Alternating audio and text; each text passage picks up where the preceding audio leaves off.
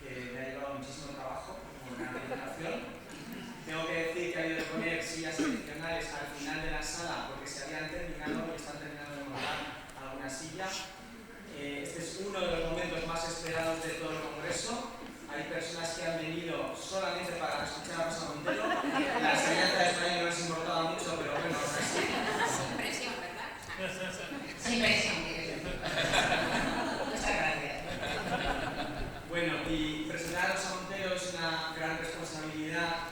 Tengo que reconocer que este guión que tengo aquí delante lo he reescrito 3 veces, porque, claro, si yo comienzo diciendo que nuestra invitada no, Rosa Montero, ha recibido 40 premios, entre ellos el Premio Nacional de Periodismo en 1981, el Premio Nacional de las Letras Españolas en 2017, que es doctora honoris causa por la Universidad de Puerto Rico, que ha sido premiada en Chile varias veces, en Italia, en Francia, en México, o que en 2022 fue reconocida con la medalla de oro al mérito en las bellas artes concedida por el Consejo de Ministros a propuesta del Ministro de Cultura y Deporte de España.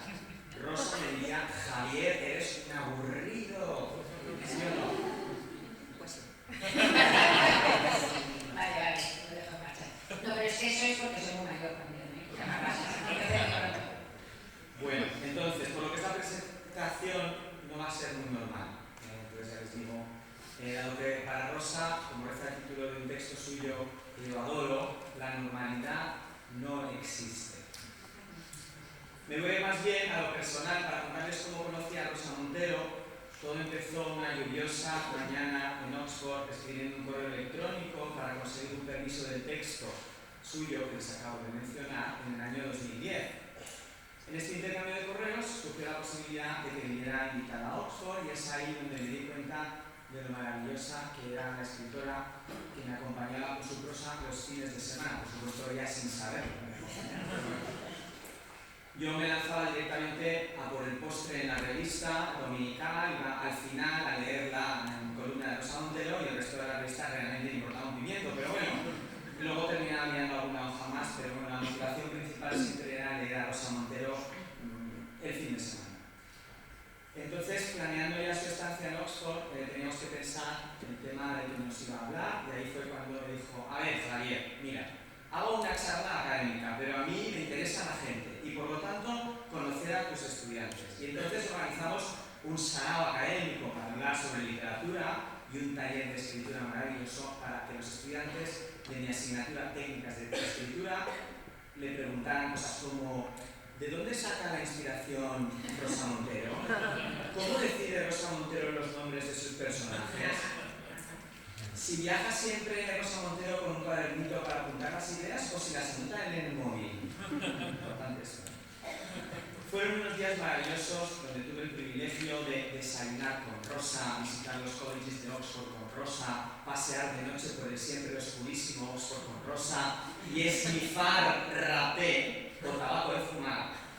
Voy a explicar por qué. Con Rosa usando la tabaquera anatómica, que es esta parte de la mano que se llama por algo tabaquera anatómica, con un consiguiente dolor de cabeza inmediato que provoca esnifar rapé. Bueno, no se sorprendan, es una antigua tradición de las high tables o cenas de los colleges de Oxford. Entonces, bueno, es de lo más normal al final de la cena, pues además de tomar postre, pues esnifar un poco de rapé. La cena, ¿no? Increíble, fue una noche fantástica.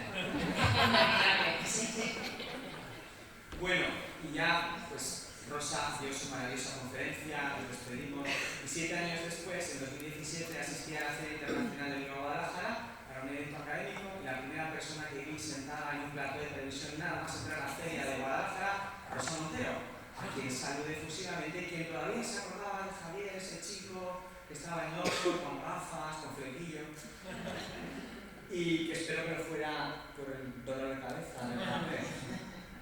Bien, entonces este año teníamos que pensar en una invitada o no, queríamos que fuera alguien que cumpliera con el tema del congreso: multimodalidad, interlingua y transdisciplinariedad en la enseñanza del español como lengua extranjera, segunda lengua de herencia. Bueno, y aquí tenemos a nuestra ilustre invitada de honor que cumplía con todo esto. Es decir, Rosa Montero es multifacética, es decir, es capaz de desarrollar personalidades opuestas. Por ejemplo, esos enfrentamientos o conflictos comunes en cualquier artista durante el proceso de creación. Bruna Jaspi es muy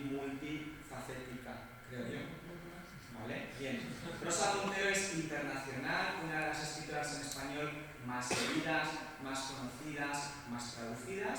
Y Rosa Montero es transgresora, es decir, puede ser irreverente, desobediente, inconformista cuando hay que serlo. Qué bonito. ¿Estamos de acuerdo? Muchas gracias. Vale, luego se va a enfadar conmigo y entonces es cuando, bueno, en fin. Pero Rosa Montero es muchísimo más que eso, entonces, como no sabía muy bien cómo escribir esta presentación, con la ayuda de nuestra Paulita, pues me ayudó a hacer una encuesta durante el congreso para ver cuáles eran las primeras palabras que le venían a la cabeza a la gente cuando uno pronuncia su nombre, Rosa Montero. Y bueno, pues las respuestas fueron multifacética, internacional, transgresora, ¿vale? Estas las dije yo. Bueno, pero luego hubo espontaneidad también, como por ejemplo, diferente, sensible, salada, me encanta culta, vitalista, visionaria.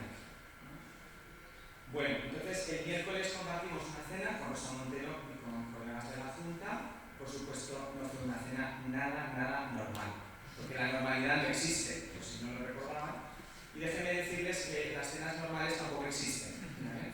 Si alguien hubiera escuchado los temas de conversación, diría seguramente que todo era un sinsentido, dado que comenzamos con un breve análisis del concepto de oscuridad. Pasamos un buen rato viendo fotos de un vecino de Inés que cada semana decora la ventana de su salón con un osito de peluche, haciendo una actividad osito pintor, osito albañil, osito cocinero.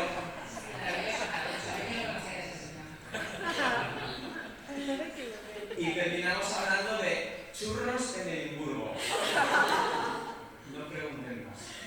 Les puedo asegurar que fue una de las cenas más raras, pero interesantes a la vez, a las que he asistido en mi vida. Hace poco, en una entrevista, Rosa decía lo siguiente: quiero hacer lo que me calienta el corazón. Esperamos que tu experiencia como nuestra invitada de honor a este congreso de la Asociación para la Enseñanza del Español como Lengua Extranjera, ASELE, además de algunas agujetas después de los bailoteos de ayer, te haya calentado el corazón. Con tu persona y con tu personalidad consigues encandilar a cualquiera, Rosa, y con tu prosa tienes la capacidad de transformar vidas, cambiar la mirada. Nos acercas a la realidad, nos acercas a una ficción que jamás habríamos imaginado, pero que seguramente tendrá algo de raro. Rosa, gracias infinitas por este enorme corazón tuyo y por esta generosidad desbordante que te caracteriza y que ha hecho posible que estés hoy aquí con nosotros. Sin más dilación, recibamos con un fuerte aplauso, yo con un fuerte abrazo, a nuestra querida invitada de honor, Rosa Montero.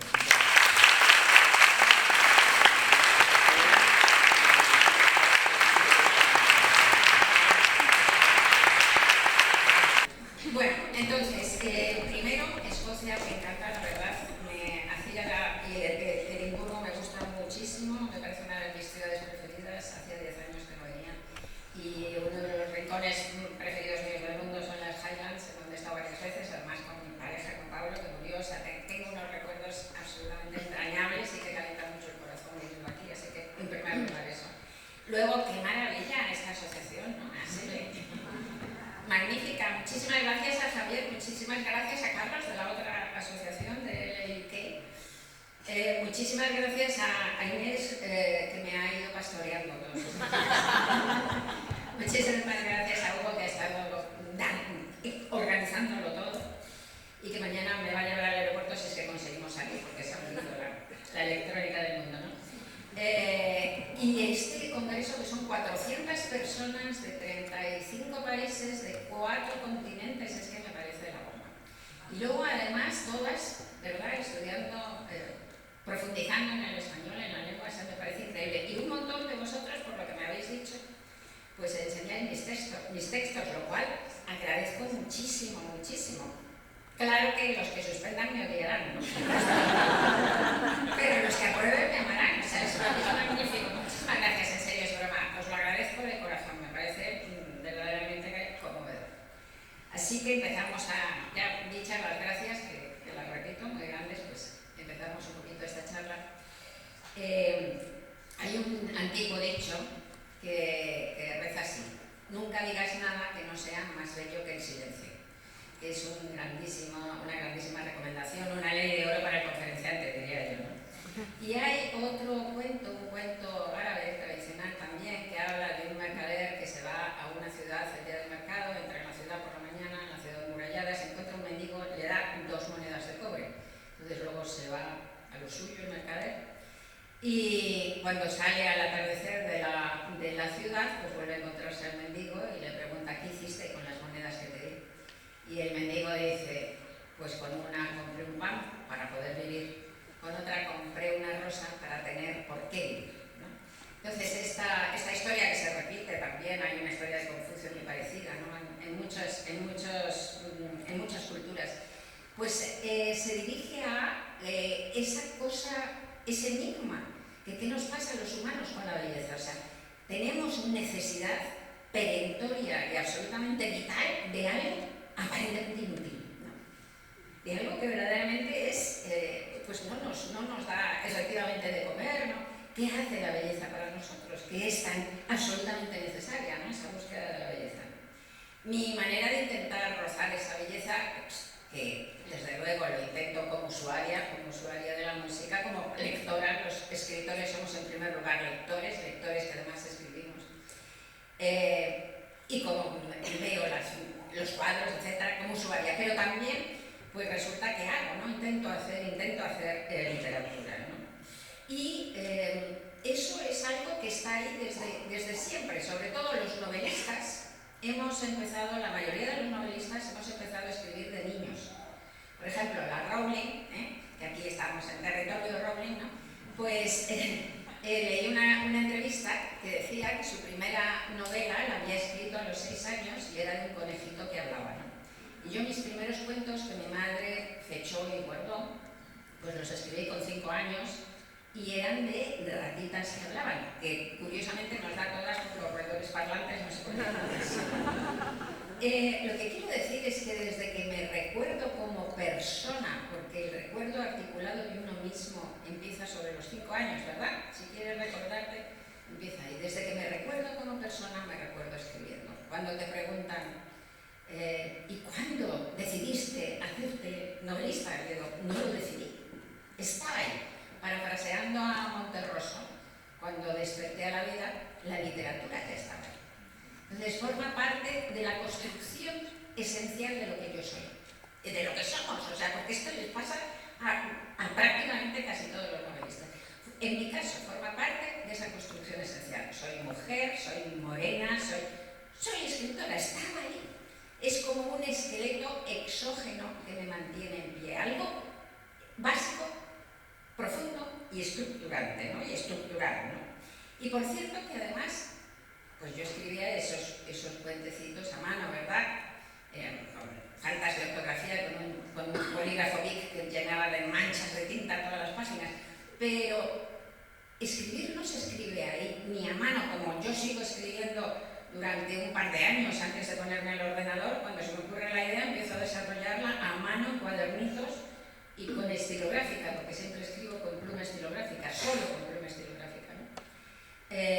No se escribe solo a mano o solo en el ordenador, no, donde de verdad se escribe es en la cabeza. La escritura empieza en la cabeza. Cuando a mí me dicen eso de es que es el horror a la página en blanco, ¿no? El bloqueo de la página en blanco, me entra la risa. El bloqueo está mucho antes. Como decía José Donoso, lo llamaba el bloqueo la seca, y eso es perfecto, porque es que se te seca la cabeza, que es donde se escribe en primer lugar, ¿no? Entonces, tú escribes en la cabeza.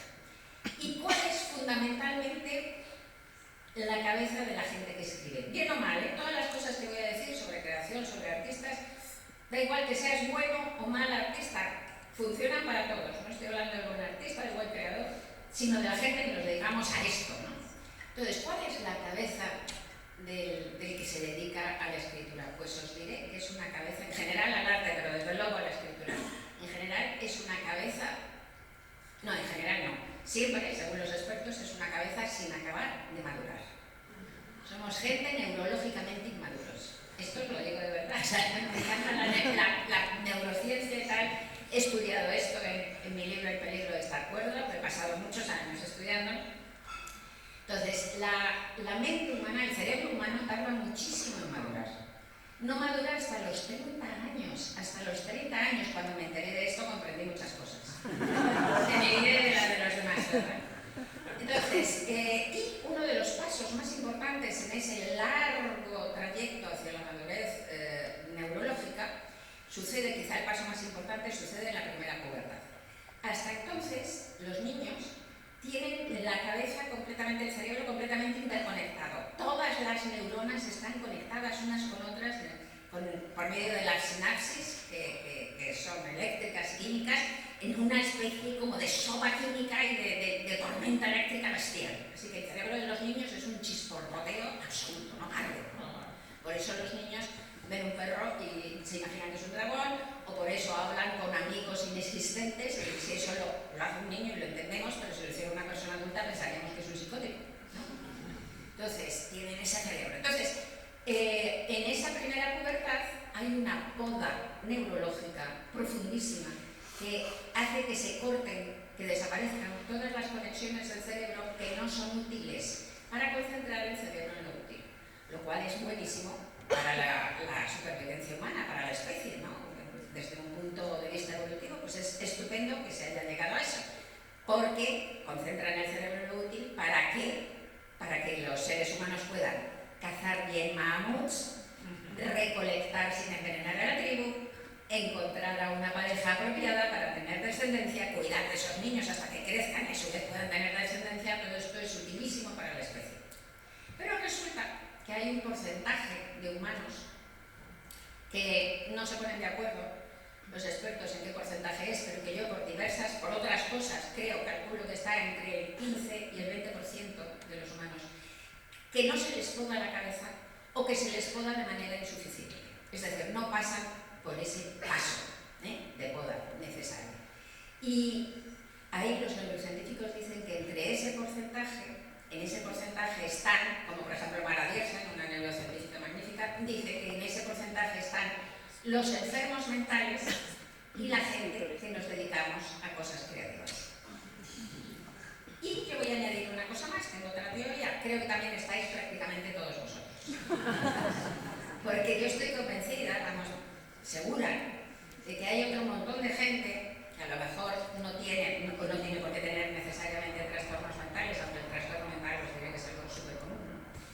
Y que tampoco a lo mejor se dedican a una vida oficialmente creativa, pero que sin embargo tienen una cabeza muchísimo más imaginativa que la media.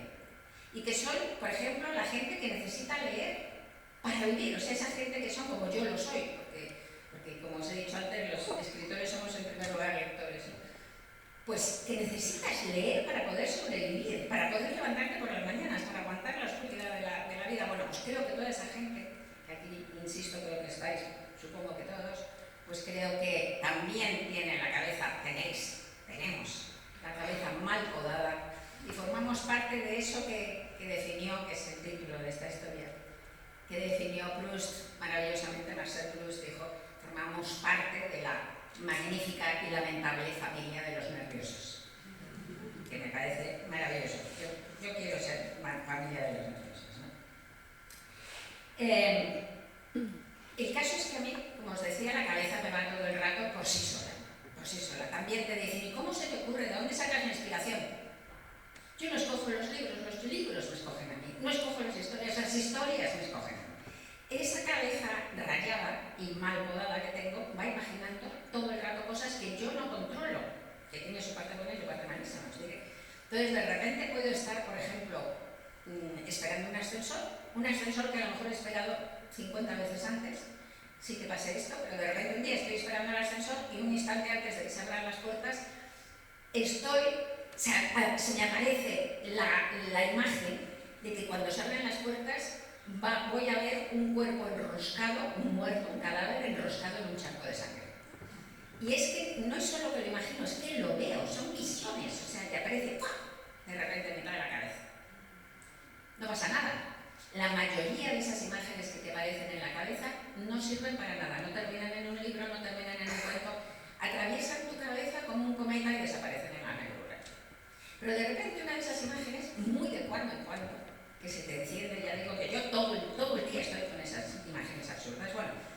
De repente una de esas imágenes que se te enciende en la cabeza, no sabes por qué, te llena de una emoción increíble, te llena de una curiosidad por seguir sabiendo, te llena de una turbación, ¿no? Y estás tan impactado, tan sumergido, tan embriagado por esa imagen, que no te cabe en el pecho, no te cabe en la cabeza, y entonces dices, yo esto tengo que contarlo, yo esto tengo que compartirlo. Y ahí es cuando nace una novela. Y a esa primera imagen, que puede ser incluso una idea, que puede ser incluso una frase. Yo tengo una novela bella y oscura que la construí con una frase que se encendió en mi cabeza. A ese primer cigoto yo lo llamo el huevecillo. Entonces, eso es cuando yo apunto y empiezo a apuntar a partir del huevecillo y me paso tomando nota y desarrollando la novela pues un par de años o lo que sea antes de sentarme en el ordenador, ¿no? Entonces, es que hay algo muy bonito en esto, si os fijáis, porque desde el primer momento de la creación de la novela está el lector, están los lectores. Entonces, eso es muy conmovedor y muy emocionante, y nos cuenta algo que es una verdad absoluta, que todo arte es comunicación, en primer lugar es comunicación, y es necesidad de comunicación. Y nos cuenta también que las novelas son sueños, porque nacen además, son sueños que se sueñan con los ojos abiertos, y nacen además del mismo lugar del inconsciente de donde nacen los sueños. Las novelas se escriben desde el inconsciente. Por eso, además, no puedes hacer una literatura en novela, me refiero utilitaria. Estoy completamente en contra de la literatura utilitaria. No puedes escribir novelas que sean feministas, animalistas, ecologistas. Yo, como ciudadana, como persona, soy feminista, animalista y ecologista, pero lo podré ser y lo podré defender en mi vida como ciudadana en otros géneros literarios, en el ensayo o en el periodismo, pero en la novela no. Porque el sentido de escribir ficción, que son estos sueños que salen de lo más profundo que somos, es la búsqueda del sentido de la existencia. Y tú no puedes empezar ese viaje de conocimiento llevando de partida las respuestas. Es una traición para mí total del sentido de la escritura, ¿no? Del sentido de la ficción. El sentido de escribir, voy a repetir, es la búsqueda del sentido de la existencia. Conseguir darle un sentido a este sinsentido en el que vivimos. Y esa es esa necesidad tan aguda que tenemos, esa supuesta belleza que buscamos. Es un sentido que haga habitable este ruido y esta furia, ¿no? Como diría Shakespeare. Pero volviendo a lo de que te aparecen ahí en la cabeza, os voy a contar una de las cosas que me pasó, que me pareció, porque creo que explica muy bien cómo es el proceso creativo. Creo que lo explica muy bien. Yo estaba en Cascais, que está en Portugal, a 25 kilómetros de Lisboa, y estaba encerrada allí con mis dos perras escribiendo una novela. Entonces, de repente, un verano. Entonces, de repente me llaman unos amigos españoles que estaban pasando por ahí y me insistieron para vernos y tal, y bueno, dije, vale. Entonces salí de allí, es un bloque de apartamentos en donde yo estaba, en el cuarto piso, salí de allí y empecé a ir hacia la zona, hacia el bar del centro de Cascais, en donde había quedado con mis amigos. Los apartamentos de donde yo estaba se encuentran en las afueras de Cascais, como a 2 kilómetros, ¿no? Entonces empecé a bajar por la calle, que hay una bajada, muy deprisa porque llegaba tarde. Y de repente mi cabeza, pues se me ocurrió una cosa en mi cabeza, y en ese momento me puse en piloto automático, que es como te pones, ¿no? De repente me puse en piloto automático y mi cuerpo automáticamente empezó a caminar hacia el bar de mis amigos. Pero en mi cabeza apareció una idea que fue, me dije, ¿y si ahora, porque casi siempre estas ideas, estas imágenes que te irrumpen, empiezan con un ¿y si, no? ¿Y si ahora hubiera un terremoto? Entonces, no es tan loco como parece, porque os recordaré que en Lisboa hubo un terremoto importantísimo, famosísimo, en 1755, que causó 90.000 muertos en Lisboa, y que además fue tremendamente famoso porque fue el origen del comienzo de la muerte de los dioses, ¿no?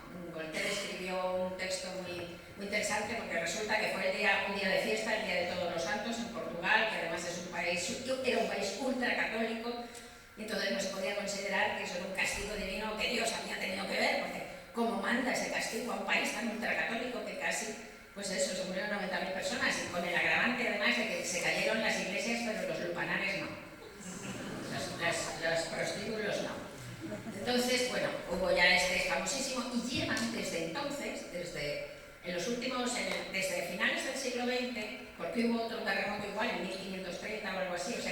250 años hay un terremoto así en la falla de las Azores. Entonces estamos pasados de fecha, o sea que se está esperando un terremoto bestia en Lisboa, ¿no? Así que tampoco era tan loco, pero bueno, el caso es que ni había leído de terremotos ni nada, no sé de dónde salió. ¿Y si hubieron terremotos? Entonces, a partir de esa pregunta, de esa idea, de esa imagen, pues como digo, mi cuerpo se puso en automático y siguió yendo hacia donde mis amigos, y la parte de mi imaginación empezó a vivir el terremoto. Entonces, ya sabéis, ese ruido brutal que es como la respiración del mundo, ¿no? De la Tierra, del planeta y tal. Y todos los adoquines, que son maravillosos adoquines portugueses saliendo, saltando, y los coches brincando por la calle, y la gente gritando y todo, agarrándonos a las paredes, intentando, bueno, 2 minutos, minuto y medio, ya para el terremoto. Y todos nos miramos, ¿verdad? Y entonces, pues yo ya no voy a ver a mis amigos, sino que me doy la vuelta y vuelvo a los apartamentos. Mi yo imaginario, el yo verdadero, sigue en piloto automático hacia el centro de las casas. Pero mi yo imaginario no sigue a ver a los amigos, se vuelve a casa a ver qué ha pasado con la casa. Llego a la urbanización, están las casas en pie, algunos cristales rotos, los vecinos en la calle, algunos coches con la alarma saltando. Pero bueno, parece que no ha pasado gran cosa. Subo corriendo por las escaleras, claro, al 4.º piso, porque no voy a coger el ascensor, porque ni sé si funciona. Y cuando ya voy por el 3.º, escucho a mis perras llorando. Y ya llego al 4.º, corriendo, meto la llave en la cerradura y voy a abrir y catástrofe. Resulta que el terremoto ha movido el marco, la puerta está desencajada y no se puede abrir. Catástrofe. Cuando mis perras me han oído además, ya no sabéis cómo se ponen, se pusieron a rascar, a arañar, a chillar, de todo. Y claro, catástrofe total, porque ¿qué hacía yo? ¿Qué hacía yo en un terremoto de esa magnitud? No podía ni llamar a los bomberos, que estarían ocupados con cosas muchísimo más graves, ¿no? Y las perras quedándose afónicas y yo ahí sin poder entrar. Entonces, en ese momento sale mi vecino y me dice, oye, has dejado abierta la puerta de la terraza, porque entonces puedes pasar por mi terraza. Y yo dije, qué buena idea, la he dejado abierta, la verdad. Fenómeno, paso a casa de mi vecino, y en ese momento mi cuerpo real llegó al bar de los amigos y se acabó el terremoto. Pero os lo cuento por esta razón. Porque cuando yo llego en esa vida imaginaria, que está llena de detalles, que está llena de sensaciones, que está llena de verdad, que es una alucinación, hay autores que dicen que la novela es una alucinación controlada, y no os creéis que cuando yo llego a la urbanización y subo por las escaleras, mi yo novelista dice, bueno, ¿y ahora qué se me puede ocurrir? A ver qué me invento para que la historia siga, para que el drama siga, para que haya tensión, para que haya misterio. Voy a hacer que se desencaje la puerta. No, nada de eso. Cero. Yo solo supe que la puerta estaba desencajada y que no se podía abrir cuando metí la llave y cuando intenté abrir. Entonces fluye así, la creación fluye. Y eso es lo que llama la gente la intuición, y eso es lo que llamaba Stevenson y Roger Kipling el Diamond, ¿no? Los demonios, los genios, ese inconsciente fluyendo. Y para que fluya, tú tienes que desaparecer lo más posible, tienes que llegar a convertirte en un medio, borrarte y que fluya eso. Y eso es muy difícil porque no queremos perder el control. No os creáis que es fácil hacerlo, te lleva toda la vida borrarte. Lo decía Julio Ramón Regueiro, el escritor peruano, que una novela para ser madura exige la muerte del autor. Una muerte simbólica, es esto que os estoy diciendo, borrarse y dejar que la historia te atraviese. Para bailar bien, para hacer bien el amor y para escribir bien una novela hay que apagar la cabeza. Eso está claro, ¿no? Cuando yo bailar suelto se me da bien, pero agarrado fatal, porque de mi generación no bailábamos agarrado. Entonces, cuando bailaba agarrado algunas veces, de repente pensaba, uy, llevo 5 minutos sin pisar a mi pareja, en ese momento le piso. ¿No? Porque tienes que fluir, no tienes que estar, y en el amor no digamos, ¿no? Evidentemente, pues para escribir lo mismo. Hay una fábula maravillosa que cuenta lo que es la creación, que es una fábula clásica, que es la fábula de la cucaracha envidiosa y el 100 pies. Entonces está una cucaracha parda, asquerosa. Un día viendo cómo pasa un 100 pies todo sinuoso, de colores así amoratados y tal, con todos los pelos esos que tiene el cipiés. La cucaracha se muere en viña, ¿no? Entonces se acerca a verlo y le dice: ay, 100 pies, qué hermoso eres increíble, y además, sobre todo, cómo te mueves, y sobre todo, qué coordinación, y sobre todo, qué elegancia, ¿no?, en esa cosa sinuosa que tienes. Y lo que no entiendo es cómo puedes hacerlo, ¿no? Porque es que tienes 50 patas a un lado, 50 patas al otro, y todas fluyen tan bien, y es tan bonito. El 100 pies, bueno, gordo, ¿no? Encantado, ¿no?, de conocerse y tal, y mirándola con mucho cariño, ¿no?, a la asquerosa cucaracha. Entonces la cucaracha le dice: bueno, ¿me puedes explicar cómo consigues caminar? ¿No? ¿Cómo consigues organizar eso? Entonces el 100 pies dice: muy fácil, querida cucaracha, nada. Primero, las 50 patas a la izquierda. Con la primera articulación, la más, el hombro, ¿verdad?, hago como una retracción, y entonces levanto el codo, y entonces luego la pata, que es como la muñeca, hago en el aire. En el momento en que haces el aire, en las 50 de la derecha, el hombro lo mismo, hace la retracción y tal. Lo explica con pelos y señales, tarda 10 minutos en explicarlo. Vale. Y así va, así va. Entonces la cucaracha lo está escuchando atentamente y dice: ¡ay, qué interesante, qué interesante! Y cuando termina dice: precioso todo, ¿eh? Y ahora, querido 100 pies, ¿me lo podrías demostrar? Y el pobre 100 pies no pudo volver a caminar, porque al hacerse consciente de cómo caminaba, no pudo volver a repetirlo. Eso es el arte. El arte solo lo puedes hacer, la creación, insisto, buena o mala, solo la puedes hacer desde esa inconsciencia, desde esa ceguera. Se escribe siempre en la oscuridad. Tienes que escribir en la oscuridad. Entonces, decíamos antes que el sentido de escribir es la búsqueda del sentido, de la existencia, pero el sentido de leer también. Buscamos un sentido a la existencia. Cuando leemos, buscamos un sentido a la existencia. Cuando utilizamos cualquier tipo de arte, de esa búsqueda de la belleza, que, como he dicho antes, es esa inutilidad tan absolutamente necesaria, ¿no? Fernando Pessoa, el maravilloso escritor portugués, decía que la existencia misma de la literatura es la prueba inequívoca de que la vida no basta. Y es verdad, la vida no basta. Necesitamos leer, necesitamos oír música, necesitamos ver series de televisión, necesitamos algo más. No podríamos vivir sin todo eso. ¿Y por qué? Pues porque, lo hemos dicho antes, la oscuridad nos ronda, la vida está llena de un desasosiego brutal, ¿no? Es que no tiene, es un sinsentido absoluto, es que es como lo de, que me encanta, claro, como no, el ruido y la furia, ¿no?, del idiota, ¿no? Es la existencia del mal y del dolor. ¿Qué hacemos con el mal y el dolor, ¿no? ¿Y qué hacemos con la muerte, ¿no? ¿Y qué hacemos con el tiempo? Que vivir es irse deshaciendo en el tiempo, ¿no? El tiempo es un jardinero loco que nos va podando todas nuestras posibilidades. Nacemos con todas las posibilidades del mundo a nuestro alrededor, y el tiempo va podando esas posibilidades, ¿verdad?, hasta que nos deja encerrados en una única ramita que es nuestra vida, que por muy hermosa que sea y muy buena que sea, siempre es muy inferior a nuestros sueños y a nuestras posibilidades, ¿no? Es jodido vivir. Es difícil vivir, ¿no? Dice, sin entrar ya luego en todas las cosas atroces que la vida a veces trae cuando la vida se vuelve mala, ¿verdad? Hay una frase absolutamente maravillosa del pintor abstracto Georges Braque, francés, que ha muerto, como bien sabéis, que para mí es un lema, es tan lema que me la he tatuado en una pierna, que dice: el arte es una herida hecha luz. Hermosa absolutamente. ¿Qué puedes hacer? ¿Qué podemos hacer con las heridas de la vida, con todas estas múltiples heridas de la vida y muchas más, sino intentar convertirlas en luz para que no nos destruyan, ¿no? El arte es eso, por eso es tan necesario, porque si no, nos destruyen, ¿no?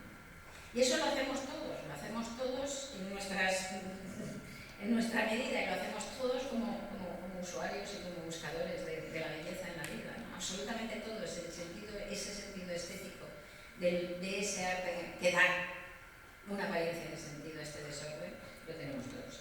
Pero luego algunos además escribimos, que es un trabajazo, ¿no? O sea, escribir novela, por ejemplo, es como picar piedra, ¿eh? Es un trabajo físicamente durísimo, de horas y horas. Yo tengo 4 tornillos en la espalda, que que me tuvieron que operar, y es una dolencia profesional, de tantísimas horas escribiendo. O sea, es un trabajo muy duro, y te metes en eso y cuando te metes en una novela, pues no ves a los amigos, no sales, no ves a... En fin, tremendo. ¿Por qué? Porque algunos nos metemos, necesitamos además ese refuerzo, además de lo que todos usamos, además ese refuerzo, ¿no? Bueno, pues he escrito, como os he dicho antes, os he mencionado antes un libro, el peligro está cuerda, un poco para responder estas preguntas y he llegado a la conclusión. Y como dicen todos los expertos que he consultado, que llegar al acto creativo, vuelvo a repetir, sea bueno o malo, pues es como se necesita como una tormenta perfecta, es decir, un montón de circunstancias coincidentes que te lleven a ese acto creativo, ¿no? Pero un montón. Ya he mencionado, por ejemplo, lo de la inmadurez neurológica, ¿no? Esa es una. Otra es, curiosamente, una energía física extraordinaria, superior a la media. Muy interesante, ¿no? Hay bastantes cosas más, todas curiosas, pero hay una que es esencial, que dicen todos los expertos, y es que detrás de todo artista, bueno, insisto, detrás de todo artista hay un trauma infantil. Entonces digo esto y parece que la gente se puede echar las manos a la cabeza, ¿no? Diciendo, bueno, un trauma infantil, ¿no?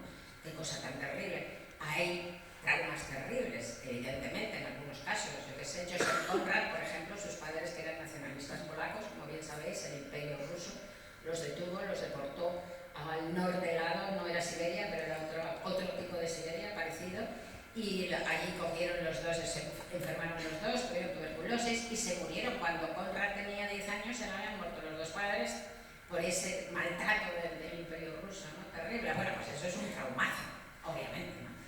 Pero basta con algo tan sencillo como, por ejemplo, que tus padres se muden de ciudad y que de repente tú estés en un colegio estupendo, con amigos estupendos, que te sientas feliz y que vayas a otro colegio donde no te puedas volver a sentir igual, has perdido. Hay un trauma, hay un desgajamiento, hay un dolor, una pérdida de una infancia que ya es irrecuperable, ¿no? Así que con eso solo ya puede alguien escribir 40 libros. Entonces, lo interesante es que ante el trauma infantil, el niño se desdobla.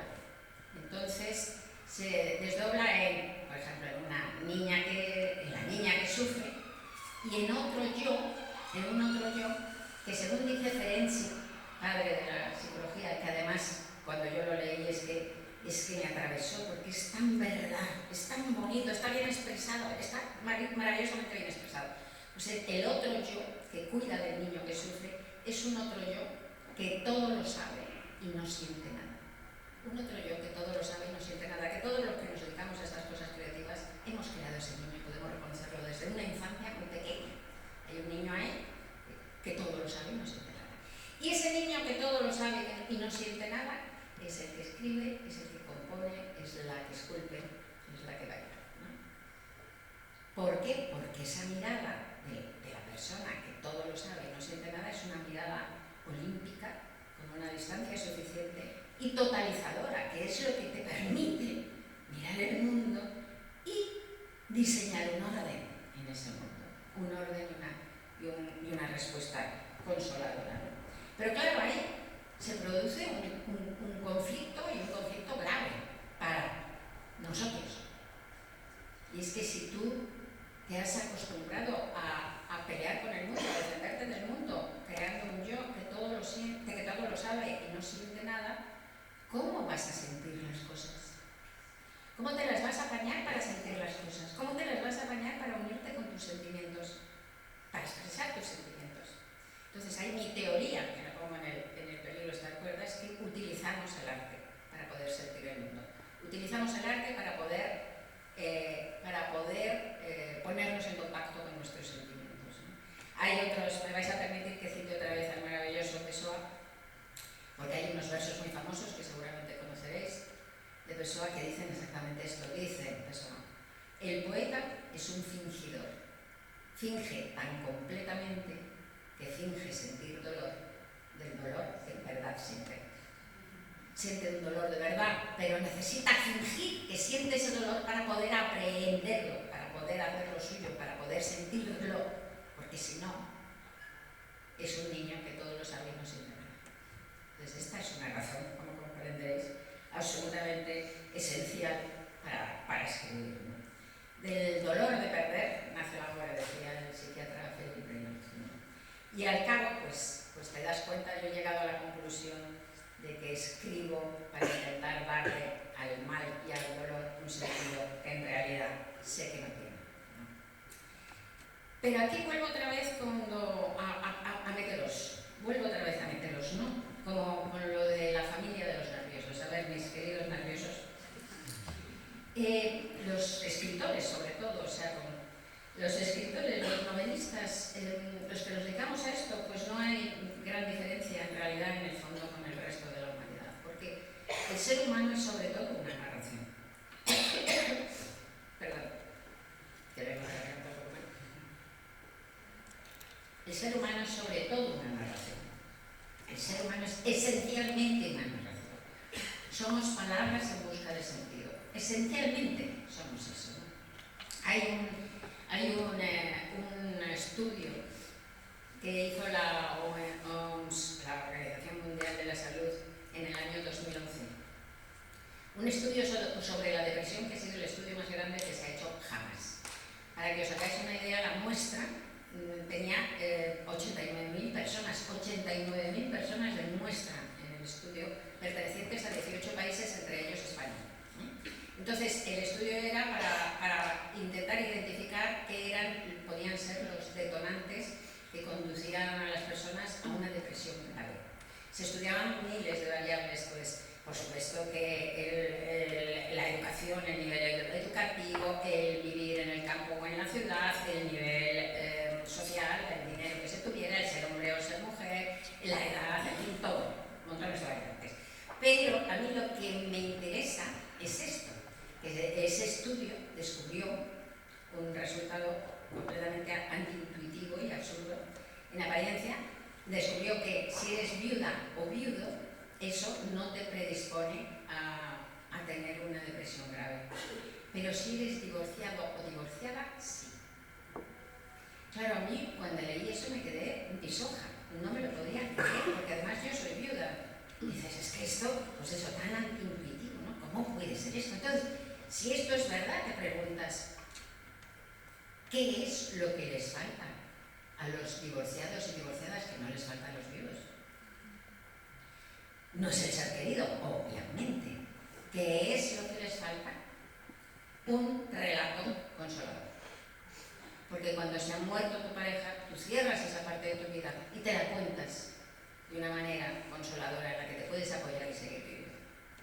Pero si tienes a tu ex esposa, tu ex esposo, tu ex pareja por ahí detrás dando la vara y siendo un pain in the ass, pues no puedes hacer un relato consolador. Es todo el rato el recuerdo de un fracaso, ¿no? Pero somos una narración. Todo lo que vivimos no lo vivimos, nos lo contamos, lo decía el grandísimo Epicteto. Lo que le afecta al ser humano no es lo que le sucede, sino lo que se cuenta de lo que le sucede. Por eso, si cambias la narración, cambias la vida. Y por eso, tantas terapias, tantos sistemas terapéuticos se basan en un cambio de narración. Como, por ejemplo, el psicoanálisis clásico. Cura cambiando narraciones básicas, ¿no? Y eso es lo que hacemos todos y lo que hace el arte también, ¿no?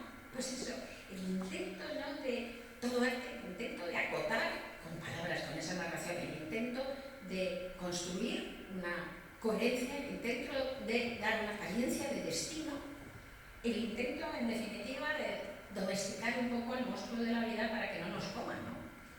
Para poder montarlo, para poder navegar ese mar profundo, ¿no? Y voy a contaros una historia para terminar, súper bonita, que cuenta un poco eso que hacemos, ¿no? Y lo que es escribir y eso que hacemos, ¿no? Es la historia, y es una historia auténtica, verdadera, que la puse en un libro en la beca de la casa, pero que ha sucedido de verdad. Entonces, esta es la historia de una mujer, que vamos a llamarla Julia, que vivía delante de un convento de monjas de clausura.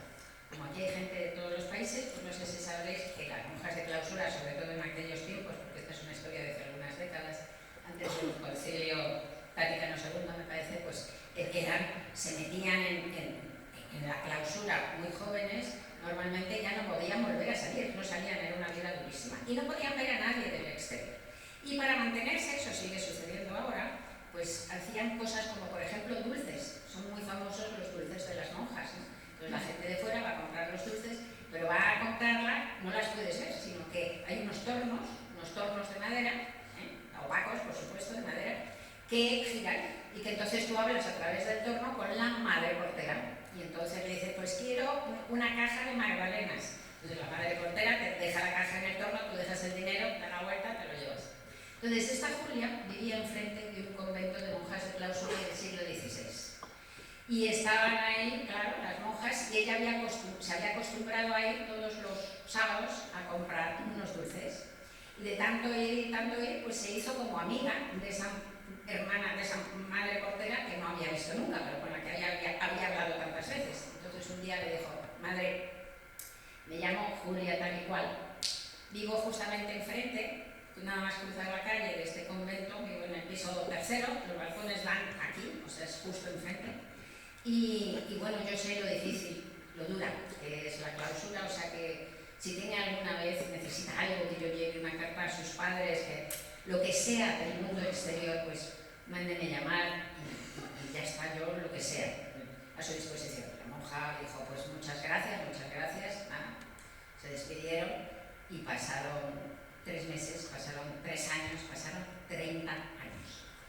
Entonces un día estaba Julia en su casa y llamaron a la puerta, y fue, ella abrió y vio una monja viejecita, toda completamente arrugada, ¿verdad? Pequeñita, así, arrugadísima, en la puerta. Entonces, pues, la mira y la monja le dice, ¿es usted Julia tal y cual? Y Julia dice, pues sí. Dice, pues mire, yo soy la madre portera. Hace 30 años me dijo que se necesitaba algo del mundo exterior, que viniera, que se lo podía pedir. Y Julia dijo, por supuesto, madre, lo que quiera, que dígame, ¿qué puedo hacer por usted?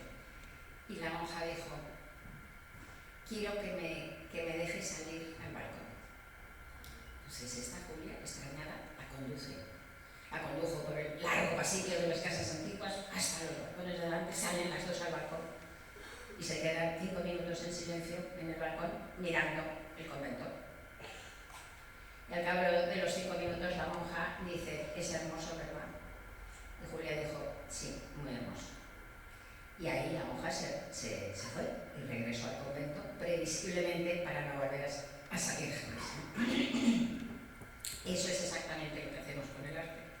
Cuando escribimos una novela, pero cuando la leemos, nos salimos por un momento del convento, ¿no? Del barullo cegador de esa vida pequeña que tenemos. Nos salimos, hacemos ese esfuerzo y por un instante conseguimos ver el convento entero, su belleza, y a nosotros mismos dentro del convento. Y después de esa mirada olímpica y totalizadora, ¿os suena de algo? Pues si podemos, regresamos al convento e intentamos resignarnos a morir. Muchas gracias.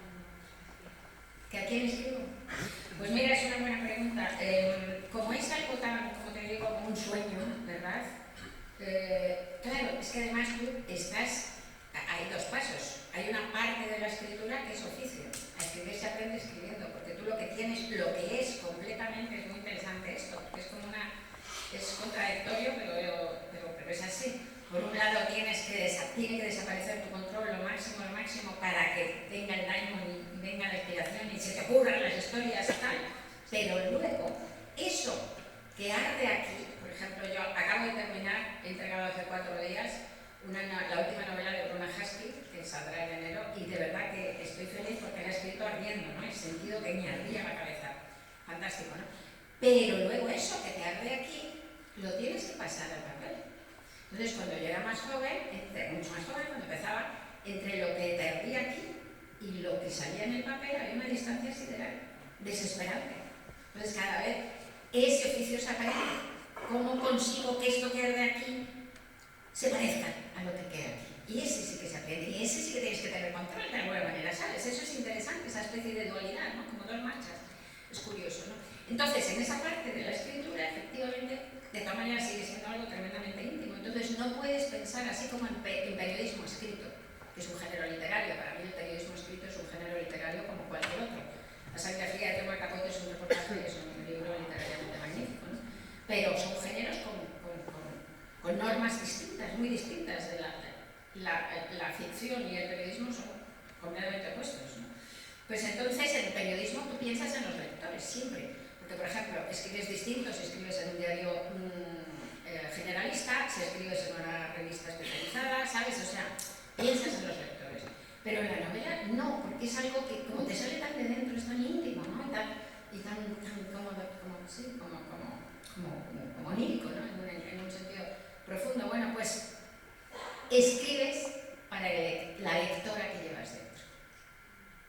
Escribes el libro que te gustaría leer. Intentas escribir el libro que te gustaría leer. Entonces escribes para esa lectora que llevas dentro.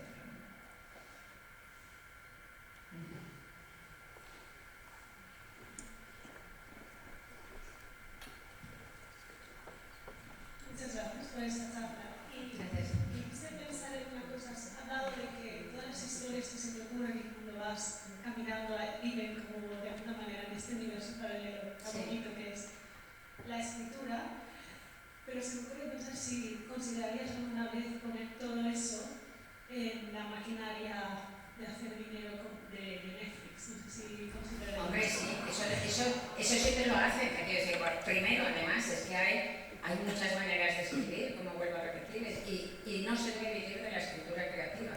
Esto es algo que hay que aprender desde muy temprano, porque naturalmente ya tienes bastante ruido exterior, ¿no? Ya hay bastante ruido exterior que te impide realmente quitar el control y tal, y sumergirte, porque es que tus amigos, mi madre, pobrecita, mi madre ya se ha muerto, pero ha sido maravillosa y tal, pero de repente te llamaba y decía, hija, has bajado del 5º al 7º puesto de la lista de superventas. Tú también, ¿no?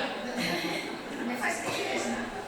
Entonces, si a eso le añades el que tengas que pagar la hipoteca y comprar la comida, pues fatal, porque si a lo mejor tardas 2 años o 3 años o los que sean en hacer una novela, pues a lo mejor al año publicas una mierda para que te den el adelanto. Los lectores no son tontos y yo tengo amigos, que no voy a decir los nombres, que han hecho eso, han dejado su trabajo, se han dedicado solamente a escribir y han terminado perdiendo hasta los editores, ya no les encuentran un editor que les quiera publicar. O sea, es un horror que te traicionas a ti mismo, ya no sabes ni escribir, ¿no? O sea, hay que trabajar en otra cosa, y otra cosa puede ser guionista de Netflix, perfectamente, porque no, bien digno, estupendo, perfectamente.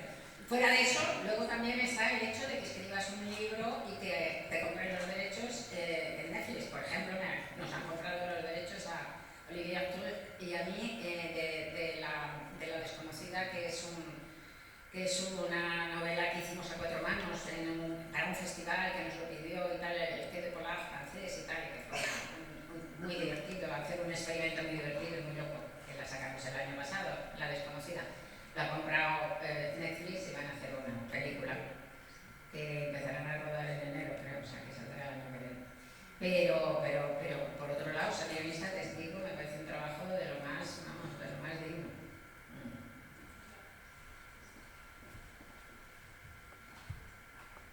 Hola, gracias. Vuelvo también un poco a lo que acabas de explicar del proceso de escritura de la idea inicial. Me ha dado un poco la impresión de que atribuyes a ese proceso algo negativo, como que estropea de alguna manera la idea inicial, no sé si he entendido bien, pero no parece, o sea, se me antoja que también puede tener algo de enriquecedor de la idea inicial, que cuando plasmas en papel lo que has estado madurando en la cabeza durante mucho tiempo, también surjan detalles, ideas, Sí, desarrollos. no creo que sea empobrecedor, es empobrecedor cuando no lo sabes hacer, porque digo que a escribir se aprende escribiendo. Entonces, verdaderamente lo que digo que al principio es que cuando en la cabeza todo brilla con todos los colores es maravilloso, luego hacerlo real pues siempre hay. Pero claro, luego realmente llega un punto en donde ya hay diversos momentos de, claro, cuando estás escribiendo a todos nos ha pasado. Mira que yo primero me paso eso 1 año y medio, 2 años tomando notas ya y me siento cuando sé que va a haber, además como soy muy arquitectónica, es decir, la estructura me interesa mucho, pues termino esa etapa haciendo grandes mapas, organigramas de la novela en cartulinas y sobre todo una cosa que hago de los personajes, de los ingredientes, pero sobre todo una cosa que hago son varias combinaciones de capítulos. Hago como una docena de combinaciones, casi como un rompecabezas. Ahora lo pongo aquí, ahora digo esto aquí. Y ya cuando llego a una combinación que me gusta, que tiene 46 capítulos y sé lo que pasa en cada capítulo, es cuando me siento. Y me paso otro año o así, o año y pico, escribiendo en el ordenador. Y en ese año y pico, esos 46 capítulos se convierten en 54, los personajes se mueren. Y hay momentos de iluminación también en donde de repente mejora y cambia, claro. Pero al principio, cuando empiezo al principio, todo es peor. No mejora, todo es peor.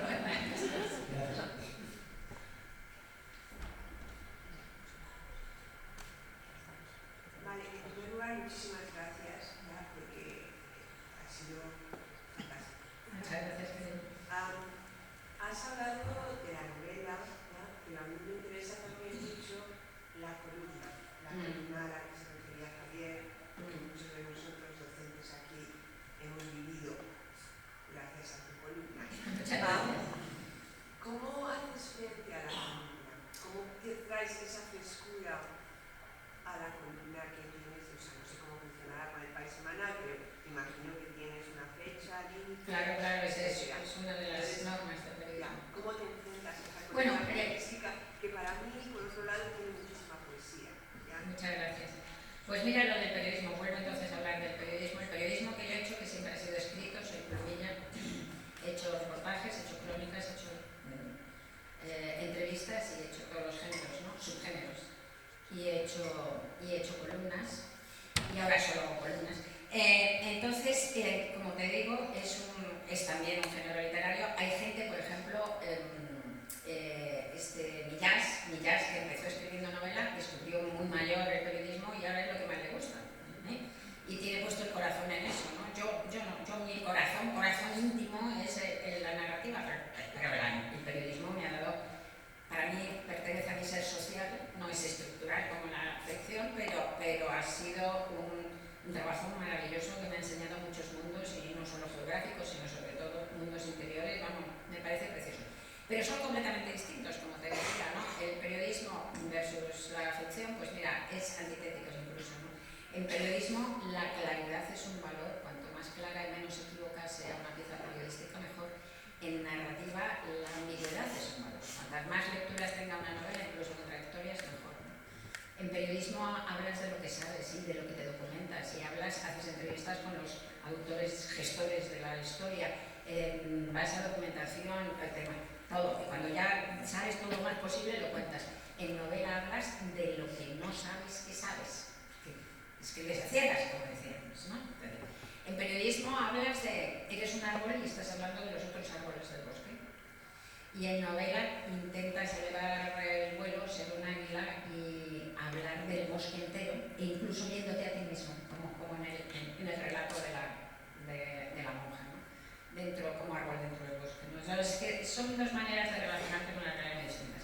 Y dentro de los subgéneros del periodismo, el que menos me gusta es el artículo, porque es el que menos aprendes realmente, ¿no? Pero también es el más descansado, y he trabajado desde los 18 años como periodista muchísimo tiempo y ya no quiero hacer ni entrevistas, ni reportajes, ni crónicas. Entonces me he quedado con el artículo, que llevo 40 y tantos años haciendo artículos, por otro lado, ¿no? Y que tiene otra cosa, tiene algo muy bueno de los artículos, tiene algo extraordinario, y es que es un ejercicio mental impresionante. O sea, escribir es pensar, es una manera de pensar, una manera especialmente buena. Entonces es como un gimnasia, pero de las neuronas. Escribir un artículo es una gimnasia neurológica brutal. Y todos los que somos articulistas, en el suplemento dominical, yo he hecho artículos de todo tipo. Hasta hace poco hacía en el suplemento y también hacía en última página del periódico. Las de última página del periódico las recibí antes y hablas de la actualidad. Pero por las condiciones precarias en las que están todos los medios de comunicación ahora, pues el suplemento dominical del País tarda 15 días en imprimirse, porque se lo van a imprimir a una imprenta que debe imprimirlo en los ratos libres que tienen las máquinas para que sea más barato. Entonces tarda 15 días en imprimirse, con lo cual es una pesadilla hacer los malditos artículos del suplemento dominical, porque es que no puedes tratar nada en 15 días, tú sabes, pasa de todo. Y son temas que te interesan y que cómo, desde dónde, cómo los tratas, ya son una pesadilla. Pero en cualquier caso, todos los articulistas llevamos siempre como es una cosa constante, llevas como un huertecito de ideas en la cabeza. Automático lo tienes ya, yo digo, desde hace 40 y tantos años con el huerto de ideas. Entonces las vas regando y tal, y cuando llega el momento límite, pues sacas una zanahoria a ver si sirve. Pero a veces la sacas y se la ha comido un conejo, no hay nada. Entonces, ¿qué pasa? Que llega la hora y escribes una porquería de periódico. Esa cosa no pasa, eso es el periodismo, ¿sabes? Entonces, y otras veces ya de repente ves, tienes una idea y lo ves clarísimo, entonces cuando ves lo que se escribe en la cabeza. Entonces, cuando lo tienes ahí en la cabeza, pues ya es un alivio y ya sabes, dices, esta semana lo tengo, ¿no?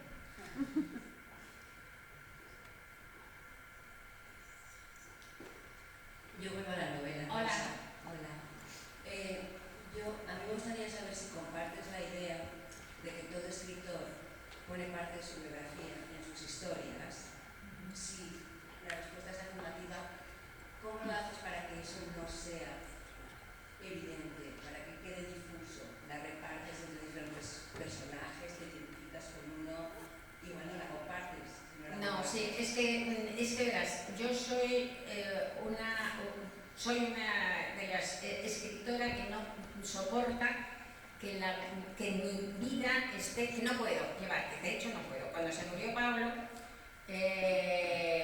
mis amigos que saben lo importante que es para mí escribir y tal, me dijeron, ¿por qué no escribes un libro de duelo? Que hay libros de duelo que me encantan. Os recomiendo, por ejemplo, el de Piedad Bonet, Lo que no tiene nombre, escritora colombiana maravillosa sobre la muerte, el suicidio de su hijo de 21 años. Extraordinario, me encanta. Ese es un libro de duelo hecho sobre el duelo, tal. O sea, que no es un reparo mío al género, sino que no es mi relación, no puedo ponerlo, para esa cosa de la lejanía necesito pues pasar por una androide de combate como una husky, o por un taxista de 40 años casi analfabeto como en Instrucciones para salvar el mundo, o por, ¿sabes?, con personajes que no tienen nada que ver conmigo en apariencia, nada. Cuando se murió Pablo, pues eso me decía que porque no hacía un libro de duelo, y les decía, yo es que no puedo hacer algo sobre lo inmediato, no me sale, ¿no? Entonces, cuando hice la ridícula idea de no volver a verte, pues es que ya habían pasado 2 años de la muerte de Pablo y de repente pues recibí, mi editora de Seis Barral, Elena Ramírez, que es un genio, me mandó el diario de Marie Curie, que era un diario de duelo que escribió muy cortito, de 25 páginas, lo escribió el año después de la muerte de Pierre Curie, porque quería que hiciera un prólogo para unos libros mínimos que tenía, y de repente yo lo leí, a mí me estalló en la cabeza un libro, nada de un prólogo, sino un libro que no tenía nada que ver con eso. ¿Pero por qué? Porque hacía ya 2 años de la muerte de Pablo, entonces todos los que tengáis aquí, que seréis muchos, que hayáis tenido duelos, porque el duelo forma parte de la vida, pues sabéis que los 2 primeros años son la travesía del desfiladero, ¿no? Entonces luego ya empieza otro mundo.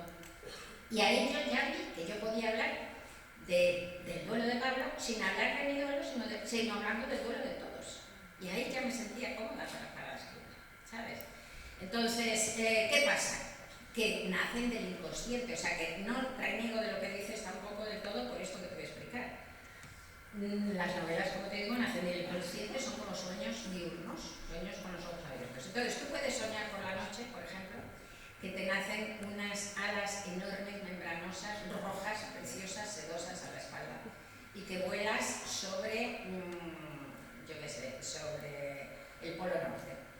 Y entonces esto no tiene nada que ver con tu vida, obviamente, pero mientras estás soñando eso por la noche, pues de repente estás muerta de risa, feliz, o sea, estás encantada de estar volando o estás llorando porque eso te da una angustia que no sabes por qué, tremenda, o estás muerta de miedo. Puedes tener unas emociones fortísimas por algo que no tiene aparentemente nada que ver con tu vida, pero que resulta que es simbólico, profundamente simbólico de tu vida. Lo que pasa es que no sabes interpretarlo, no sabes interpretar ese sueño. Las cosas que se te ocurren en la novela son profundamente simbólicas de tu vida, pero no sabes interpretarlas.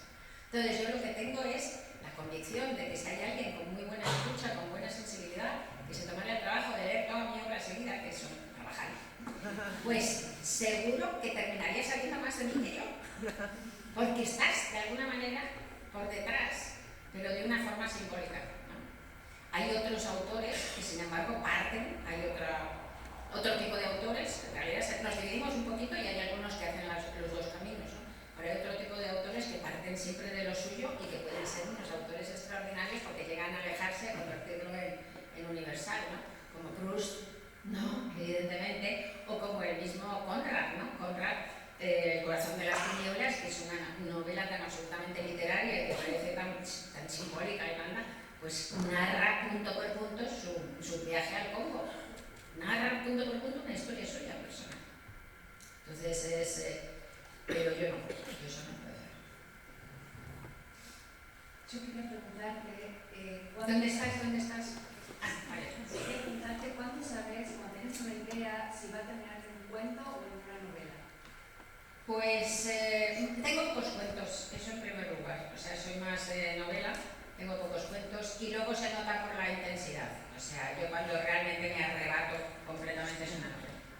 Cuando esa idea es que me da como es como un remolino, ¿no? Que recuerdo yendo a hablar a un club de lectura en un pueblo de Málaga, iba en el tren, Madrid-Málaga, en el AVE, en el tren de alta velocidad, y se me ocurrió el germen de la novela La buena suerte, ¿no? Todo lo que pasa en el principio de la novela, que el personaje mira por una ventana, ¿no? Es que se paró el tren, de repente, ya lo cuento entero. Se paró el tren en mitad pero no se paró en una estación, sino en mitad de estaciones. Entonces yo estaba escribiendo en el ordenador, levanté la cara y miré.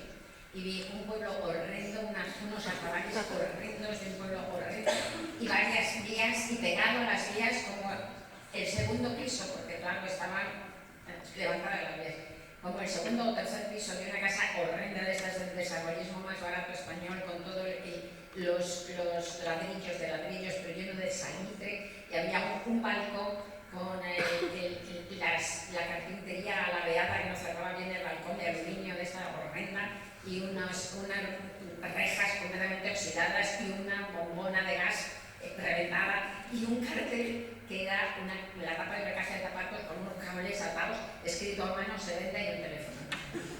Y entonces yo me lo quedé mirando y dije, pobrecito, ¿qué coño es este piso? ¿Cómo lo van a vender? Ese horror que es el piso más feo del mundo, el pueblo más feo del mundo y encima de las vías. Entonces dije esto e inmediatamente entró en la cabeza esta y dije, ¿y si hubiera alguien que ve esto mismo y se baja en la siguiente estación, coge el tren de vuelta, aquí, se compra ese piso, se mete dentro de ese piso y desaparece? Y me entró una aceleración brutal, pero es que me quedé sin respiración, ¿no? Entonces llegué al club de lectura y dije, se me ha ocurrido al comienzo de una novela, es una novela, lo conté, y efectivamente como 4 o 5 años después salió La buena suerte y empieza así. Entonces lo tienes clarísimo. Y digamos que la idea de los cuentos es una idea más blandita. No es esa emoción tremenda, para mí los cuentos son como asomarse por la ventana en una casa y ver un paisaje. Ves un paisaje que te gusta, pero ves que está ahí. Mientras que una novela es salir de la casa y atravesar el paisaje y ver que descubres, ¿no? Es mucho más físico incluso, ¿sabes?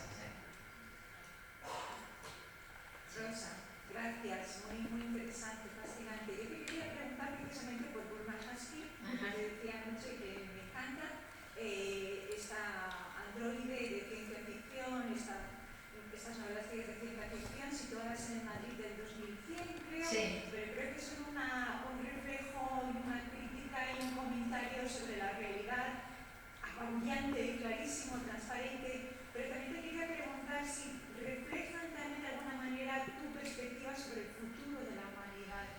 es la realidad, yo creo que es la realidad. He intentado, a mí me gusta mucho la ciencia, mucho, y he intentado que las novelas de Bruna Husky sean lo más realistas posibles. Yo creo que son las novelas más realistas que he escrito en toda mi vida. Y entonces he intentado que sean realistas en los desarrollos posibles, en a dónde vamos, y la verdad es que son tremendas, ¿no? El desarrollo que hay del calentamiento global, porque claro, empiezan en el año 2109 y ya ha pasado la crisis, vamos, en una sociedad, es una sociedad que ha habido una matanza, que hay 2.000 millones de humanos, nada más, en la sociedad de Bruna Husky, y el resto se han ido muriendo en este trayecto hacia allá que va a ser brutal. Yo creo que va a ser brutal y muchísimos expertos piensan que va a ser brutal. Esto solo con el calentamiento global. Si ahora metemos la inteligencia artificial, que este último, o sea, habla de inteligencia artificial, pues no sé. Hay algunos expertos en la inteligencia artificial, unos cuantos que tienen la idea de que la superinteligencia, ahora sí, va a acabar, para solucionar el calentamiento global y además va a acabar con la muerte, nos va a hacer eternos. Esto lo dicen sin ninguna coña, ¿eh? Lo dicen científicos. Interesantes por otro lado, pero a mí me parece que completamente perdidos, ¿no? del control de la realidad. Pero hay muchos otros que piensan que puede ser otro de los posibles motivos de extinción de nuestra especie también. O sea que estamos en un momento tremendo. Y intento pues desarrollarlo en todo, ¿no? Yo que sé, por ejemplo, es un mundo que tiene 2 plataformas orbitales, que tienen 2 sociedades esas plataformas orbitales, y a esas plataformas orbitales se sube con ascensores espaciales. Y puede parecer una cosa loca, pero si tú pones ahora mismo en internet ascensor espacial, te salen hasta los planos, porque hay una empresa japonesa que quiere hacer un ascensor espacial para 2070 o así, ¿no? Cuando se haga un ascensor espacial, que son con nanotubos de carbono, tal o cual, pues cuando se haga un ascensor espacial se harán las plataformas, porque el problema de que no haya plataformas a 400 kilómetros de la Tierra es que ¿quién sube ahí los materiales? Pero con un ascensor espacial se puede. Entonces intento verdaderamente que sea efectivamente, a mí sí, lo más realistas posibles. Y luego, Bruna Husky es, desde mi punto de vista, el personaje más cercano a mí que he escrito nunca, en lo profundo, claro, porque yo no soy una androide de combate, ¿no? Eso se me da y de 2 metros y tal, ¿no? Pero no, en la obsesión por la muerte que tiene, porque ya sabe cuándo va a morir, y tal, en bastantes cosas profundas la siento muy cercana. Muy bien, terminamos con la última pregunta por aquí. Bueno, en primer lugar, muchas gracias por ser Historia de España. Y por otro lado, gracias por dejarnos todas tus novelas de generación en generación. Es una gran herencia la que nos has dejado. Y bueno, el otro día vi una entrevista que hacía referencia a la muerte y que en parte, bueno, pues tus novelas siempre hacías referencia a esta parte, ¿no?, de la vida, que es el ciclo. Tus novelas van basadas, siempre haces referencia a esta parte. Pues mira, muchos, yo creo que toda la novela, bueno, yo creo que todo lo que hace el ser humano lo hace contra la muerte, sin saberlo, pero todo. O sea, es que incluso la guerra sin matar lo hace contra la muerte, ¿sabes? O sea, creo que todo. Lo que pasa es que hay cosas que son como más autoconscientes y más obvias que otras. Y luego creo, eso en general, creo que toda la literatura también del siglo XX y del siglo XXI es una literatura contra la muerte, posiblemente desde siempre, pero también. Pero mi caso es mucho más, lo que quiero decir es que es mucho más obvio, es más evidente, es más explícito, ¿no? Es una literatura muy existencialista, muy marcada por la muerte, ¿no? Me acuerdo que hay una colección que es mi primer libro es una colección de libros infantiles que es muy curiosa, porque se lo encargan a gente que no somos escritores de libros infantiles, libros para niños de 5 años, ¿vale? Entonces, son de 6 años. Y entonces lo que es muy curioso, si ves esa colección, pues hay uno de Pérez Reverte, hay otro que me encargaron uno. Bueno, pues Pérez Reverte que cuenta un cuento de las Termópilas y de los guerreros y de los no sé qué, bueno. Y yo, ¿qué conté yo? Pues una niña a la que se le muere el perro. O sea, luego me quedo grande y le digo, es que soy tremenda, ¿no? Es que no puedo, ¿sabes? O sea, que sale. Entonces los periodistas a veces me dicen, bueno, ¿y por qué hablas tanto? Algunos, ¿por qué hablas tanto de la muerte? A mí me da la risa, porque yo digo, es que se puede hablar de otra cosa. Para mí es es lo que está detrás. Lo que pasa es que la gran mayoría, la inmensa mayoría de los seres humanos viven como si la muerte no existiera, como si fueran eternos. Salvo un puñado de neuróticos como Woody Allen y como yo, ¿no? Que estamos todo el rato comiéndolo. Y que no es malo, ¿no? Porque cuando eres muy consciente de la muerte, también eres muy consciente de la vida. Entonces, pues, yo soy capitalista y exprimo la vida porque soy consciente de la muerte, ¿no? Me pasa pocas veces eso que decía John Lennon, ¿no? De que la vida es eso que sucede mientras nos ocupamos de otra cosa. Alguna vez me pasa, pero poco. En general me ocupo de vivir. Bueno, pues